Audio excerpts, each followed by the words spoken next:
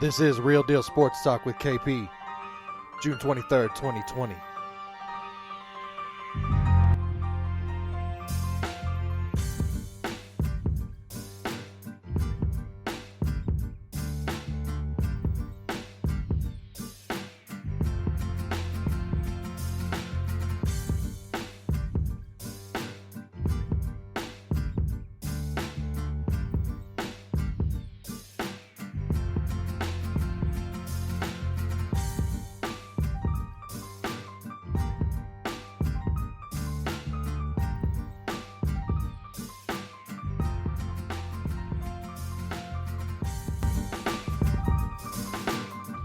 And welcome in. This is Real Deal Sports Talk. This is KP.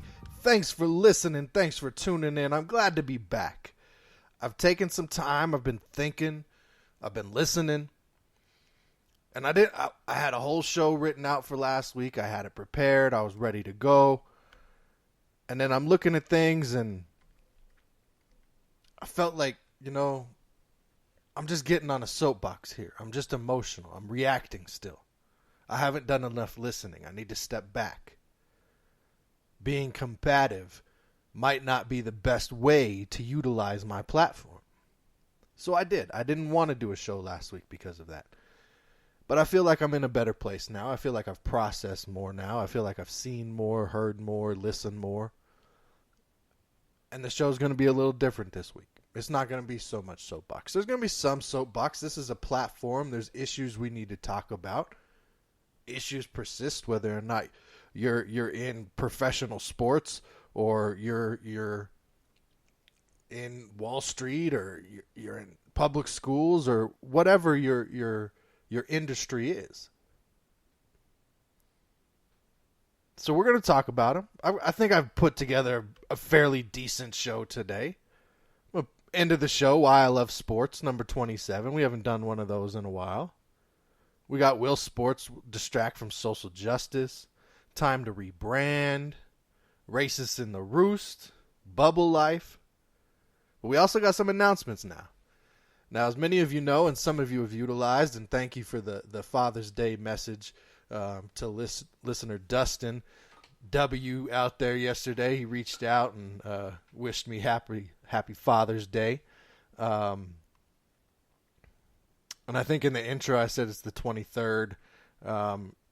It's the 22nd. Listen to this show again tomorrow. Today's a vacation day for me. I'm off. I added an extra day to my Father's Day weekend. But we do have the text line, circling back to that Father's Day weekend. Text line, I love communicating with you guys, 720-515-5597. The website is going to be going under construction soon.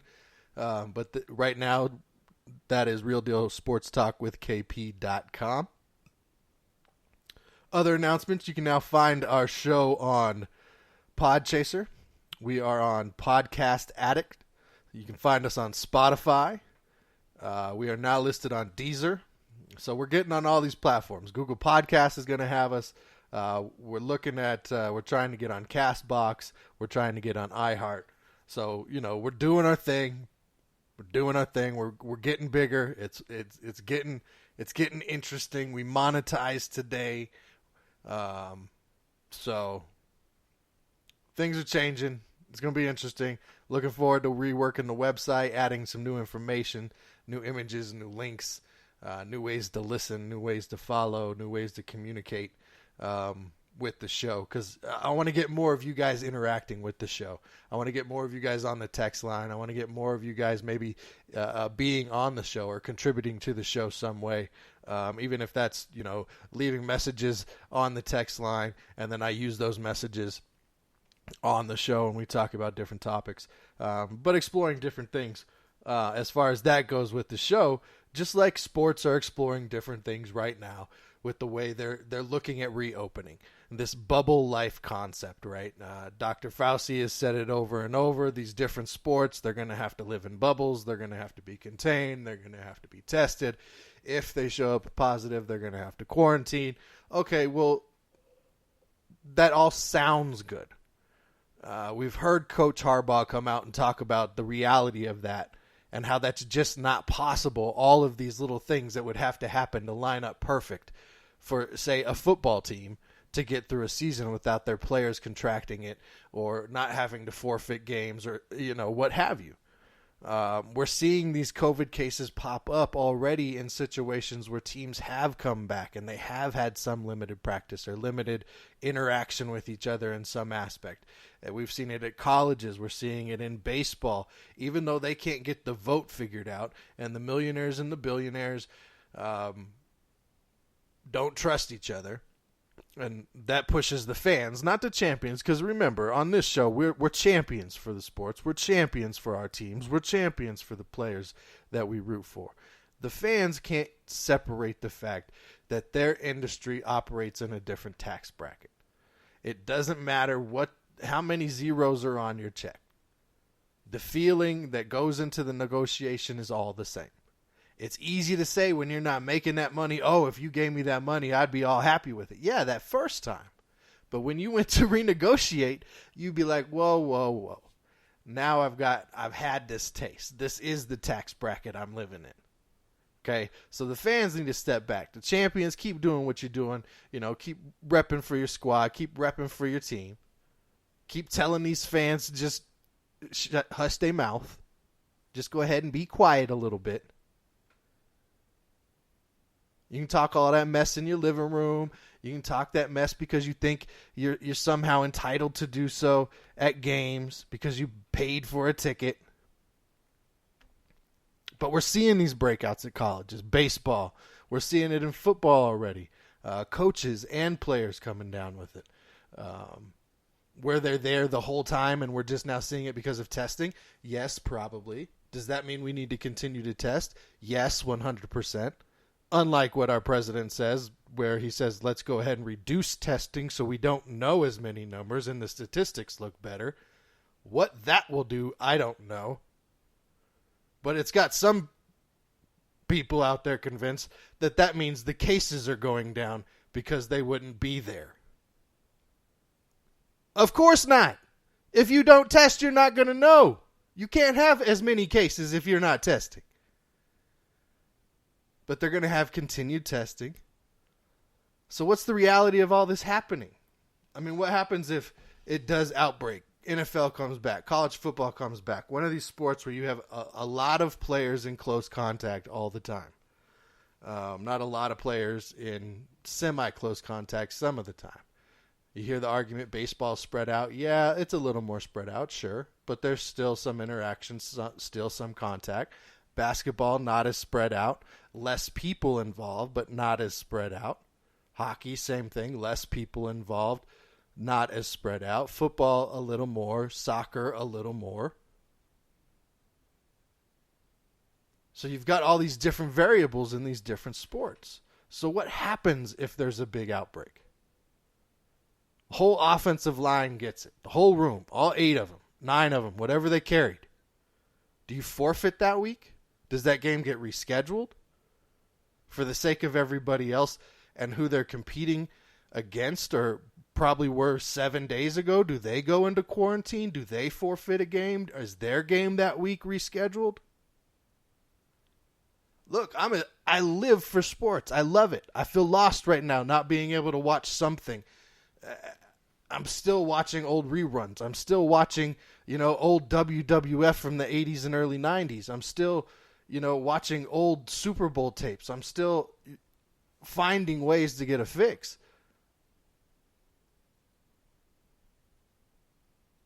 But I don't find that it's worth it for it to come back and go away and come back and go away and come back and go away. And as much as it would suck for 2020 to go by without sports, I could foresee that being what actually ends up happening. I can see them going, okay, let's give this a try. Okay, it didn't work. We have these outbreaks. Player X died. Then what?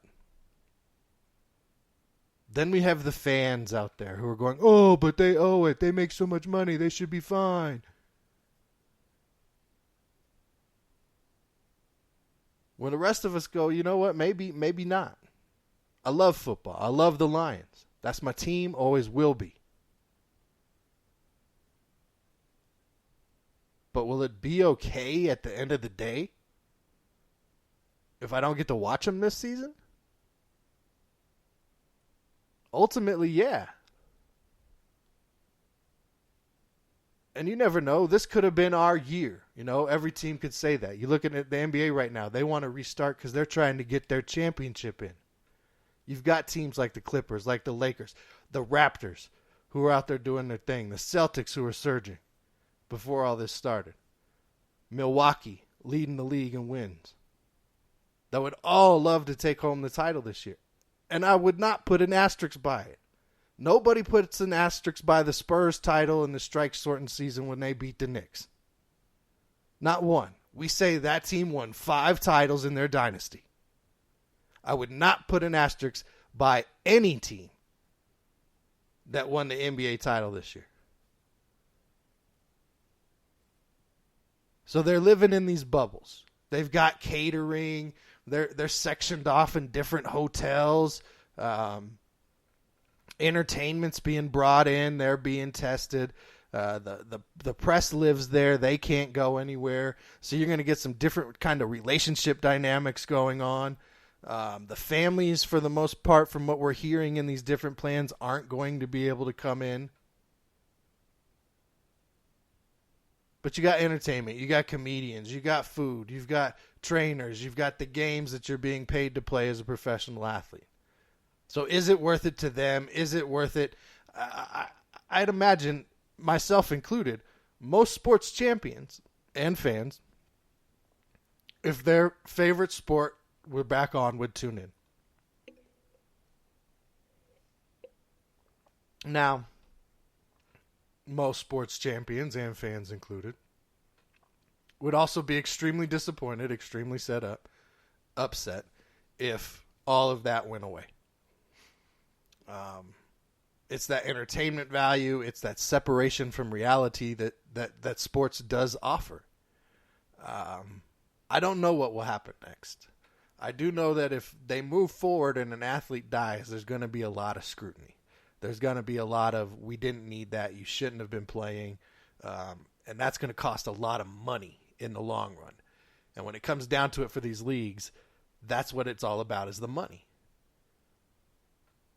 One league that's put their money where their mouth is has been NASCAR.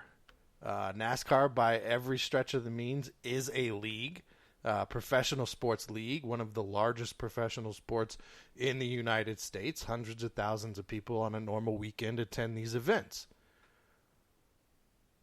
Due to the current social justice cry that's in this country, that we're circling back to once again after so many people thinking racism went away or it's getting better somehow, NASCAR decided, you know what, we're going to go ahead and we're going to separate ourselves, our brand. We're going to separate that out from the Captain Jack war flag.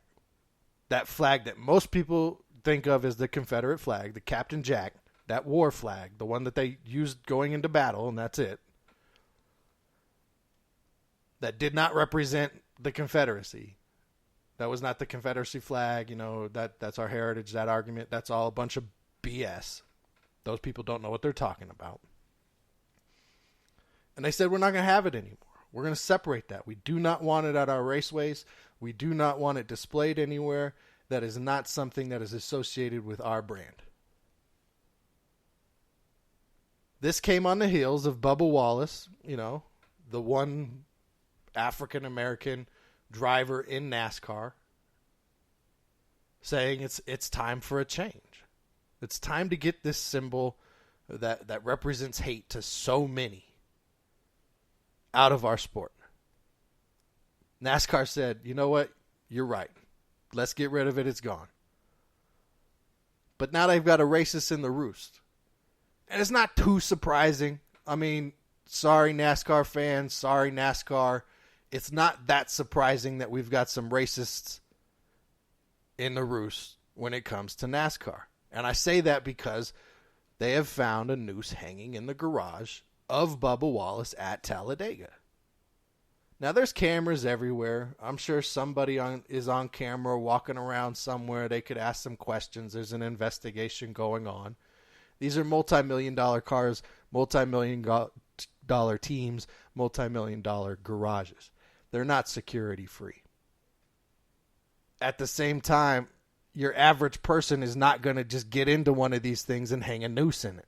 This is an inside situation. This is somebody who would add access to the garages, meaning they work for one of these teams. They might work for his team. But they're there. They've let it be known that they are there. And I hope they're found. And I hope they lose their way of living. I hope they have to go find something else to do to support their family. And that may be harsh. That might be just as bad in some people's views. To you, I say, I'm so sorry you're so ignorant. But me wishing somebody got a swift kick in the butt and a life lesson and lost the privilege of making a ton of money to be in a sport because of their views of hatred towards another person. Whatever. You don't need to listen to my show. Our time together has ended. Thank you very much. It's okay. We'll come together when we can figure out a common ground somewhere to talk this thing out. But right now is not that time. Right now is the time for change. Period. Nothing else. No excuses. No ifs, ands, or buts. I've had to catch myself many times. Again, as I did not want to be soapboxing. And realized that I was coming from a very privileged place. And I love Bubba Wallace's statement on this situation. Today's despicable act of racism and hatred leaves me incredibly saddened and serves as a painful reminder of how much further we have to go as a society and how persistent we must be in the fight against racism. Over the last several weeks, I have been overwhelmed by the support from people across the NASCAR industry, including other drivers and team members in the garage. Together, our sport has made a commitment to driving real change and championing a community that is accepting and welcoming of everyone. Nothing is more important, and we will not be deterred by the reprehensible actions of those who seek to spread hate. As my mother told me today, they are just trying to scare you. This will not break me.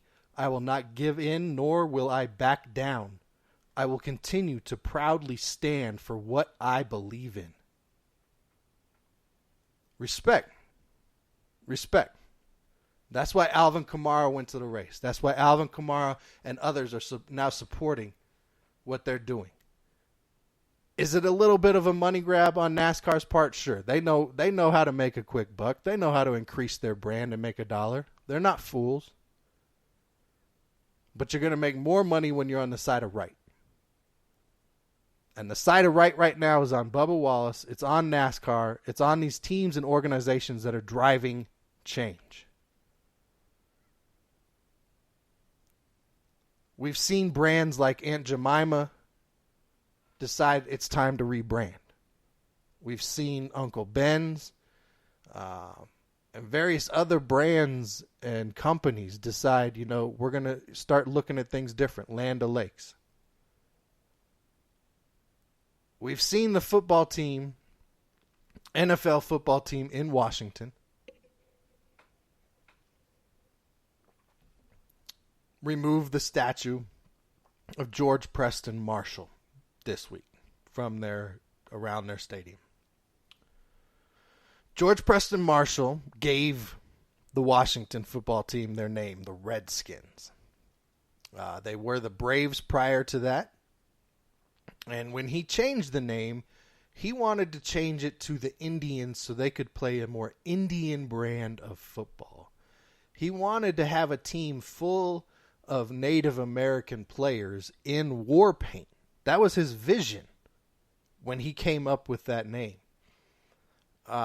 It's his team name. His statue came down. We know all the different versions of the term Redskin throughout time. We know the different variations and the different qualifications people have tried to tie to this term. I don't like the term. I didn't know what it was when I was a kid.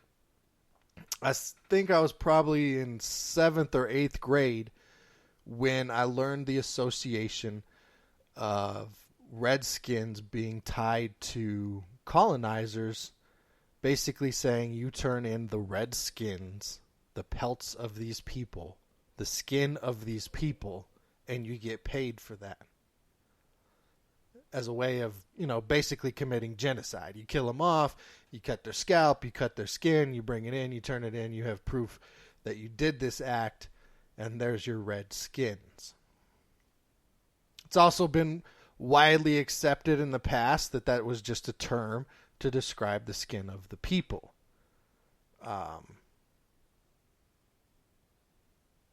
I sat on a committee and helped a panel debate and change the name of the Eaton Reds back when I was in college, in high school in Colorado. They had a mascot depict a comical, stereotypical Native American person. The panel that I worked with were fine being called Indians. They were fine with Native Americans. They were fine being called by their tribe, and they were fine being called by their name. Redskins, they did not. They were not fine with being called that. It was not an okay thing. It is not something that should be celebrated. It is not the same as the Florida State Seminoles sitting down with the tribal leaders and saying, is our depiction, is what we're doing okay, and getting the blessing from the tribe to continue doing what they're doing.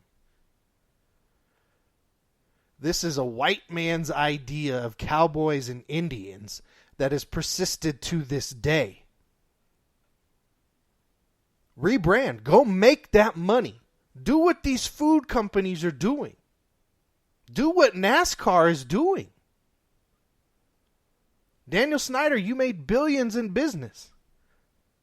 This is nothing but a business decision at this point for you. It doesn't have to be political. It doesn't have to be personal. It doesn't have to be sensitive like it is for millions of other people. For you, just make it about business. Because now you're going to sell new mini helmets. You're going to sell new t-shirts. You're going to sell new jackets. You're going to sell new hats. You're going to sell new footballs. You're going to sell new signs. Everything's new. More money. There's your driving motivation, Daniel Snyder. Because you've had the opportunity since you had this team. You made the call to remove George Preston Marshall's statue. You were involved in that. That's your team. That didn't happen without you saying, let's do this. You retired the second number in the history of the team. African-American player whose name I really wish I would have jotted down, but it just popped in my head. It felt relevant. Do the right thing. Do the thing that's good for your business. Change the name of your team. It's time. It's time for that. Now, earlier we talked about, is it time for sports to come back? What bubble life would be like? How it would work out, some of the variables that might throw that situation off. Well, there's also variables that tie to the current social justice cry, the current social justice reform, the current social justice protesting that is going on in this country. And I respect Kyrie Irving for being the voice. He's taken the hit on this. Everybody's tying it back to when he was a flat earther. But it took a lot of guts and it took a lot for him to speak up, stand up, and say, look, this could draw back from what's going on right now.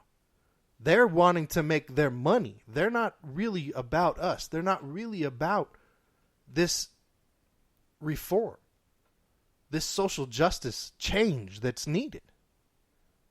And there could be some truth to that. There's definitely could be some truth to the idea that some of these billionaires don't give a damn about the social justice reform, and they want to capitalize and make as much money as they can in 2020. And they don't care who gets sick because they're not the ones out there playing and doing it. They just want the funds coming in. So I'm with him on that. I'm with him on the idea that restarting could be a distraction from this aspect. The people in this country are so driven by what we see on our TV. And if we stop seeing the protest, if we stop seeing the posts on social media, our attention will transfer to something else. It doesn't mean it has to. That's just been our track record recently. If it's not being forced on us, we're not actively out there trying to do things. So I do think from that aspect, Kyrie's got a point. It could interfere. But that's if we let it interfere. And this is where I defer from Kyrie. I understand his worries. I do not want this change, this movement to get lost in sports right now of social justice. But again, like I didn't want to be on a soapbox on this platform, they have the ultimate platform. They can touch the world where these protests are happening in so many, 18, 20, whatever plus different countries. Your platform reaches all of them. You do go out there as a team and protest. You do go out there with messages on your shirt. You do go out there and give the interviews, and you focus the interviews on social justice with maybe a little bit about basketball. You leave the playing on the court because that's your job, but you use your platform to drive change. That's where I'm at with Kendrick Perkins and others who are like, no, you can't do this. Now, the idea of starting a new league so that you can drive income, hey, by all means, others have tried. It's a little late in the game to try a whole bunch of, new leagues. The Big Three's doing about as well as it's ever going to do, and it's not like it's, anywhere near NBA level. So yeah, you could have a star-driven league. You could try and separate. You could try and figure out the financials and the player sharing and how all the money gets separated out to different teams and who's putting in what. And it might work, but ultimately the NBA will still be sitting there. They'll still fill in. They'll find other players. They'll bring in more from Europe. That's not really the solution to what's going on. That's like the FU emotion to what's going on. But it's up to us to not be distracted. It's not up to the athletes. They should have the opportunity to go and perform. They should have the opportunity to go and do their jobs. Champions and fans alike should have the opportunity to see this if it's available. And we should all continue to work together to drive change, to move towards equity, equality, justice for all.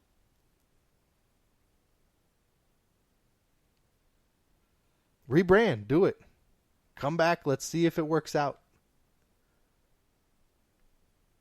I would love it for everybody to come back. But again, bubble life, this pandemic, we just don't know how it's going to work out. So I'm going to end the show today. Why I Love Sports number 27. Haven't done one of these in a while. I got this segment. Guy I know, Mike Fruitman, he owns a sports card shop, Mike's Stadium Sports Cards, here in the Denver, Colorado area. And he runs on his social media Why I Love Sports, and he'll put out these different stories from the sports world. And I thought, that's a great title for a segment that I could end the show with sometimes. And I gotta say right now, one of the reasons why I love sports, the 27th time I've done this, is sports movies. I've got over 100 or over 90. I've got 99 actually DVDs currently centered around sports. Whether, again, like I said, it's old WWF tapes, A League of Their Own, Blue Chips, Cool Runnings, the Rockies, Creed, Hoosiers, Invincible, Race, Radio, The Replacements, Remembering Marsh. I mean, all kinds of stuff I've got in my collection in these 99 DVDs, and I love the stories. I love the memories for the ones that from when I was a kid, like Rudy that I just connected to, Caddyshack that I found so funny. It always filled me with entertainment. It filled me with emotion. It brought me back to a time when it gave me empathy. When I cried for Radio the first time I watched that movie. So that's the reason I love sports, because it touches you on so many different levels. It gives you so many different stories. And even in a time where we're sitting here without any live sports to do, we have something that we can watch and something that we can connect to. That's the story today. I'm glad to be back. Get at me on the text line, 720-515-5597. Again, we're out there now. We're finding different distribution paths. We're on Spotify, Podcast Addict, Podchaser. You can find us, Deezer, Google Podcasts. You can look us up on there right now as well. Look for us soon, hopefully on CastBox and iHeartRadio. Until next time, everybody, you know how we do. Just be real.